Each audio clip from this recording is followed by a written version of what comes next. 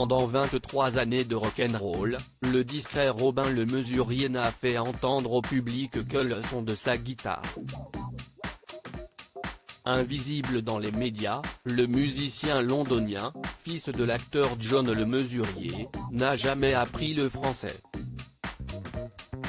Cette retenue ne l'a pas empêché de devenir le seul musicien incontournable de l'idolé des jeunes, du Stade de France à la Tour Eiffel en passant par tous les zéniths de l'Hexagone.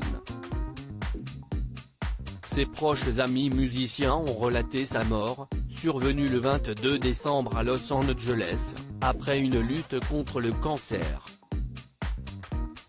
Ancien guitariste de Rod Stewart, Robin le Mesurier avait tout lâché en 1994 pour suivre Johnny Hallyday, après lui avoir écrit 2 titres blues en anglais, Are the Chance Gone et Fool for the Blues. Depuis le 5 décembre 2017, et la mort du patron, le soliste britannique était meurtri. Robin le Mesurier et le rocker se sont rencontrés à Los Angeles, où vivait toujours le guitariste de 68 ans. Et plus exactement à l'hôtel Sunset Marquis. Chris Kimsey m'a demandé d'écrire plusieurs chansons en anglais pour l'album Rough Town, puis de jouer en studio, se remémorait celui qui a longtemps été le sidement de Rod Stewart. Le contact passe, et il se retrouve dans le Hallyday Circus en 1994. Il ne quittera plus l'artiste. Dans son livre Mes 1000 concerts avec Johnny, Talent Édition, il racontait pour la première fois les liens quasi fraternels qui l'unissaient au rocker préféré des Français, qu'il surnommait The Singer.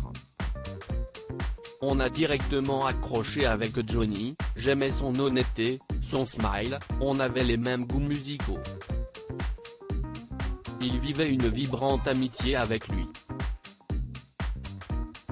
Il était présent à chaque événement depuis la mort du rocker, à la Madeleine, pour rendre hommage il y a 4 ans à son ami défunt avec ses musiciens, à la soirée hommage Johnny Hallyday, un soir à l'Olympia le 1er décembre 2019 et à l'inauguration de la place Johnny Hallyday à Bercy et au concert diffusé par France 2 le 14 septembre 2021.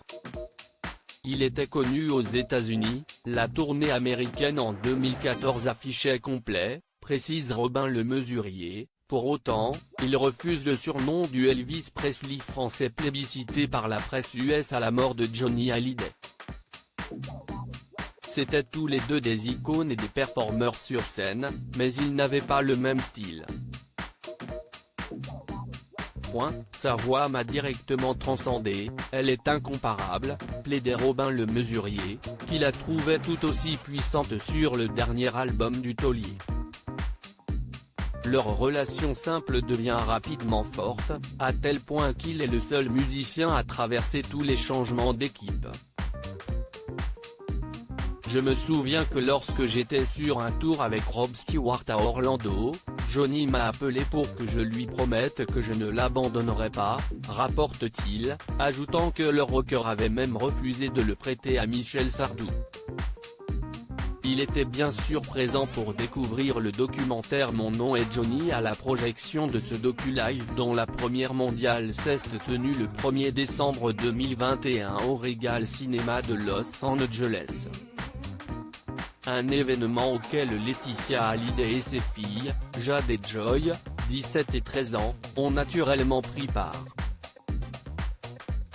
Près de 200 invités ont pu découvrir le documentaire événement de Pascal Duchesne avant tout le monde.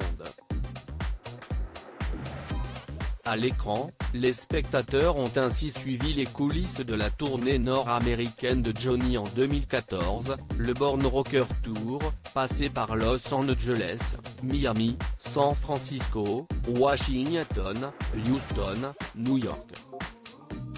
Pour sa première et unique tournée américaine, le taulier s'était produit, non pas dans des stades, mais dans des salles plus petites, non moins prestigieuses, et Robin est sur de nombreuses images.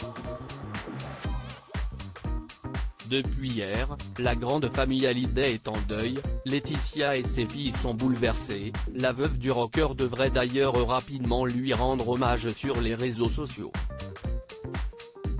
Toutes nos condoléances à son épouse et sa famille. Long live rock'n'roll.